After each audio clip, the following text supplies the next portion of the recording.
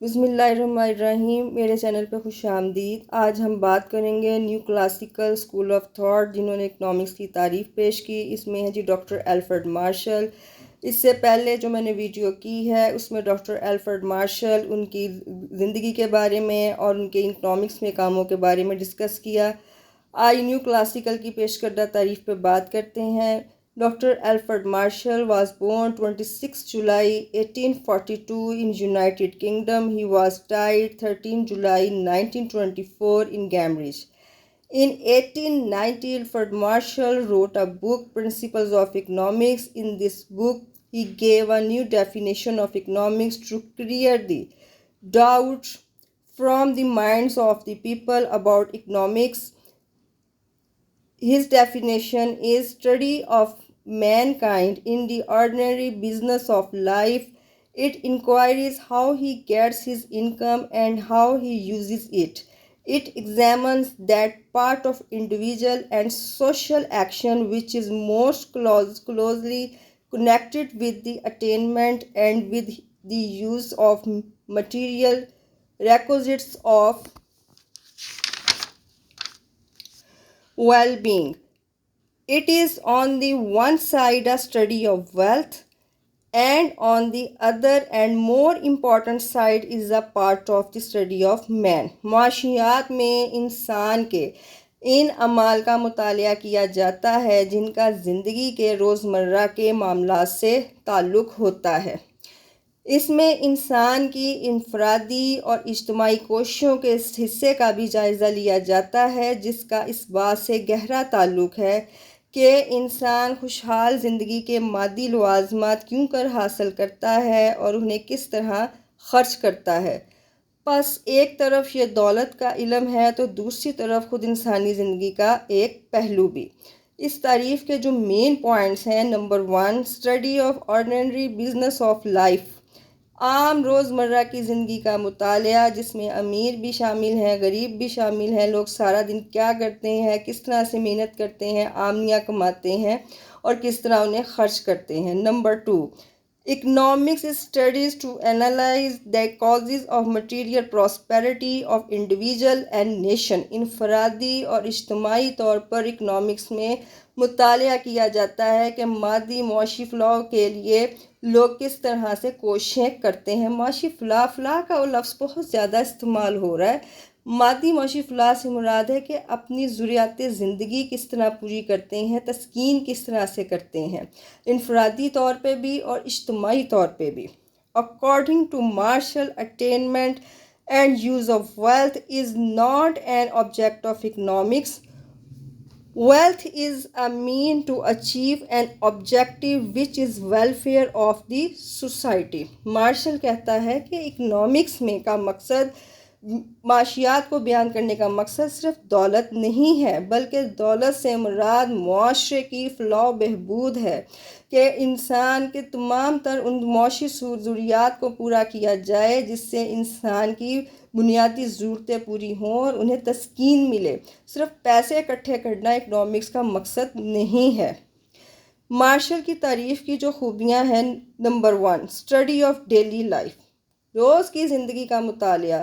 روز کی زندگی میں جتنے بھی کام کرنے والے لوگ ہیں، چاہے وہ لوگ غریب ہیں چاہے وہ لوگ امیر ہیں، کیا کام کرتے ہیں، کس طرح سے کرتے ہیں، اپنی بنیادی ضرورتیں، اپنی آسائشات کی ضرورتیں۔ امیروں کے لیے تو لگژری آئٹمز بھی بہت اہم ہوتے ہیں، لیکن اکنامکس کا زیادہ تر زور بنیادی ضروریات کے اوپر ہوتا ہے۔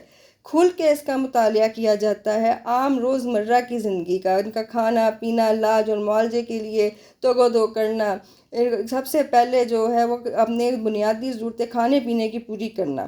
Number 2، importance of human aspect, انسانیت کو بہت زیادہ اہمیت دی ہے، انسانی پہلو کو زیادہ اجاگر کیا ہے نہ کہ دولت کو، کہ انسان کا معاشرہ، مین از اے سوشل اینیمل، انسان معاشرے میں رہتے ہوئے ایک دوسرے کے ساتھ کس طرح سے لین دین کرتے ہیں، کس طرح سے آمدنیاں کماتے ہیں۔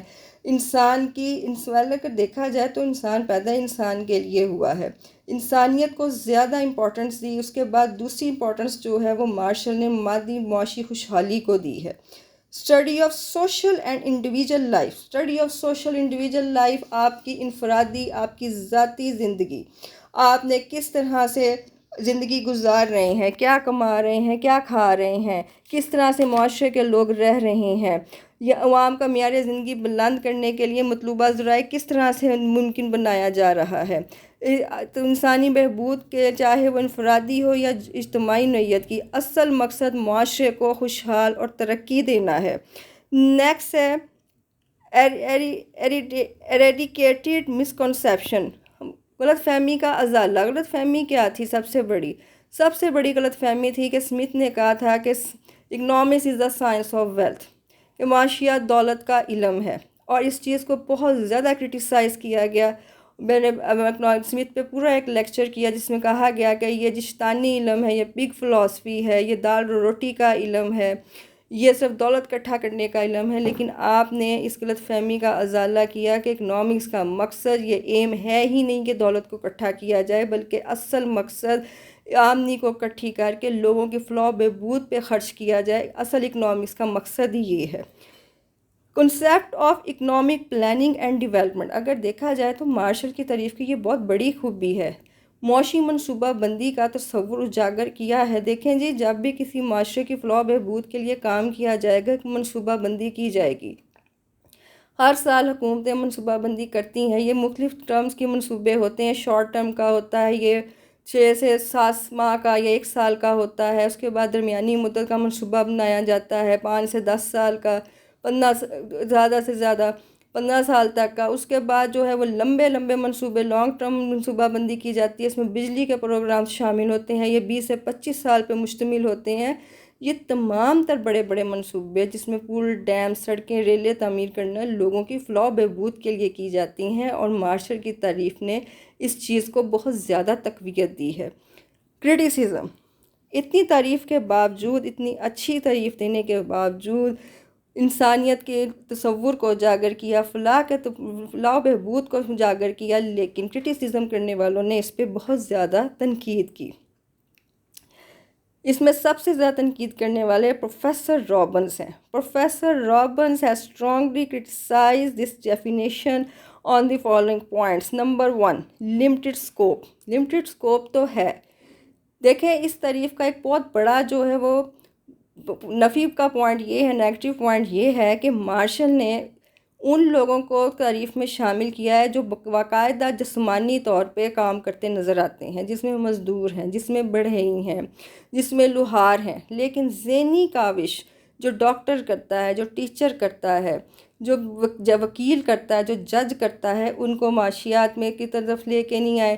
مزید یہ کہ وہ لوگ جو معاشرے میں رہتے ہیں، دیہات میں رہتے ہیں، گاؤں میں رہتے ہیں، آپ کے شہروں میں رہتے ہیں، ان لوگوں کو شامل کیا. وہ لوگ جو دور پار جنگلوں میں رہتے ہیں، غاروں میں رہتے ہیں، انہیں اکنامکس کی تعریف میں شامل نہیں کیا گیا. یہ بہت بڑا نیگیٹو پوائنٹ آیا، کیونکہ وہ بندہ تو چاہے جہاں مرضی رہے، ہے تو انسان، اور اس کی معاشی ضرورتیں پوری ہونی ہی ہونی ہیں. مارشل نے ایک لمٹ لگا دی. Welfare is an unclear idea, فلاح کو تصور جو ہے وہ واضح نہیں ہے. یہ بات بھی بالکل ٹھیک ہے. دیکھیں جی، اس بندے کو کس چیز سے کتنی فلاح حاصل ہوئی ہے یہ واضح نہیں. دیکھیں، ایک بندہ جو سگریٹ پیتا ہے اسے تو اس میں کوئی فلاح ہے، جو شخص پیتا ہی نہیں اس میں اس کے لیے کون سی فلاح. اس طرح ایک پڑھا لکھا بندہ جسے قلم میں فلاح ہے، اسے لکھ کے مزہ آتا ہے، تسکین ہوتی ہے، خوشی محسوس ہوتی ہے. ایک ان پڑھ بندے کو اس کے میں کوئی بھی دلچسپی نہیں ہوگی.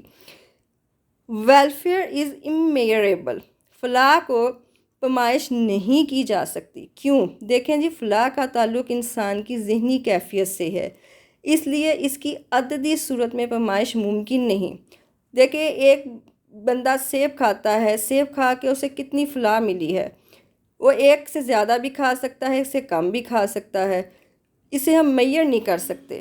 دوسرا بندہ سیب کھائے، وہ کم کھائے یا آدھا کھائے تو اسے کم فلاح حاصل ہوگی، جو زیادہ کھائے گا اسے زیادہ حاصل ہوگی. لہٰذا یہ ہم ماپ ہی نہیں سکتے کہ اس کو کتنی تسکین حاصل ہوئی، کتنی فلاح ہوئی. نیکسٹ ہے not indifferent. Not in different میں اس میں سب سے بڑی ہے کہ جی غیر جانبدارانہ رویہ اختیار کرنا چاہیے، رابنس کہتا ہے۔ اس میں پسند اور ناپسند کا مسئلہ کھڑا کیا ہے۔ مارشل نے صرف مادی لوازمات کو تو شامل کر لیا، لیکن کسی قسم کا غیر مادی لوازمات کو شامل نہیں کیا۔ غیر مادی لوازمات میں کیا شامل ہے؟ دیکھیں بڑے بڑے لوگ جو ہیں وہ کام کرتے تو مارشل کو نظر آئے کہ کاشتکار کا گندم اگانا، موچی کا جوتا بنانا، مزدور کا فیکٹری میں کام کرنا، لیکن اس کے علاوہ کوئی شخص شراب، افیون اور زہریلی گیسوں میں کام کرتا ہے، روزی حاصل کرتا ہے۔ ڈاکٹر مارشل ان اعمال کو علم معاشیات کے دائرے سے خارج قرار دیا ہے۔ بات یہ درست نہیں، کیونکہ اگر معاشی نقطہ نظر سے دیکھا جائے تو دونوں عمل برابر ہیں، اس لیے دونوں قسم کی اشیاء انسانی حاجات کی تسکین کرتی ہیں۔ روزی کمانے کے لیے ہر بندہ کام کوئی نہ کوئی کرتا ہے، چاہے مشکل ہی کیوں نہ ہو۔ رابنس کہتے ہیں چونکہ معاشیات کا تعلق سائنس سے ہے، لہٰذا غیر جانبداری رویہ اختیار کرنا چاہیے اور ہر طرح کی جدوجہد کو شامل ہونا چاہیے۔ آپ کو نیوٹرل رویے کی طرف غیر جانبدارانہ رویہ رکھتے ہوئے پسند اور ناپسند کو کا مسئلہ کھڑا نہیں کرنا چاہیے۔ اچھا جی، لمیٹڈ کنسیپٹ آف ویلفیئر۔ فلاح کا جو کنسیپٹ ہے وہ بہت محدود ہے، یہ میں نے پہلے بھی بتایا ہے۔ دیکھیں فلاح انسان جو بڑے بڑے کام کرتا تو نظر آتا ہے، اگر آپ اسلامی نقطہ نظر سے دیکھیں بلکہ آپ معاشرتی نقطہ نظر سے بھی دیکھیں تو انسان بہت سارے ایسے کام بھی کرتا ہے جس سے بہت زیادہ خوشی محسوس ہوتی ہے، فلاح ہوتی ہے، جیسے آپ صدقہ دیتے ہیں، خیرات دیتے ہیں، آپ کوئی اچھا سفر کرتے ہیں، اللہ کی راہ میں خرچ کرتے ہیں، یہاں بھی آپ کو خوشنودی اور فلاح حاصل ہوتی ہے۔ اس چیز کو کہیں بھی مارشل نے ایسے کاموں کو شامل نہیں کیا۔ بہت سارے ترقی یافتہ ممالک میں ڈونیشن دی جاتی ہے، کام کیے جاتے ہیں، ڈونیشن صرف روپے پیسے کی نہیں، کھانے پینے کی بھی دی جاتی ہے، ہیلپ کی جاتی ہے، یہ بھی فلاح میں شامل ہے، لیکن ایسی کسی چیز کو مارشل نے اپنی تعریف میں شامل نہیں کیا۔ اچھا جی، پھر بھی اس کا کیا کنکلوژن ہے، نتیجہ ہے، in spite of criticism we cannot deny that the final aim of all income studies is promotion of human welfare۔ آخر میں ہم اس نتیجہ یہی نکلتا ہے کہ چاہے مارشل کی تعریف پہ رابنس نے تنقید کی، لیکن مارشل کی تعریف کا سب سے بڑا مقصد اکنامکس میں انسان کی معاشی و مادی خوشحالی کی طرف اور اس کی ترقی کی طرف زور دینا ہے۔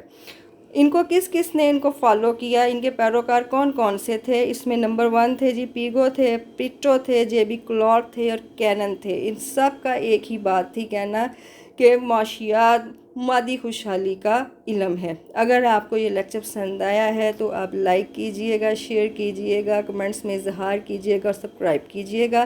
اللہ نگہبان۔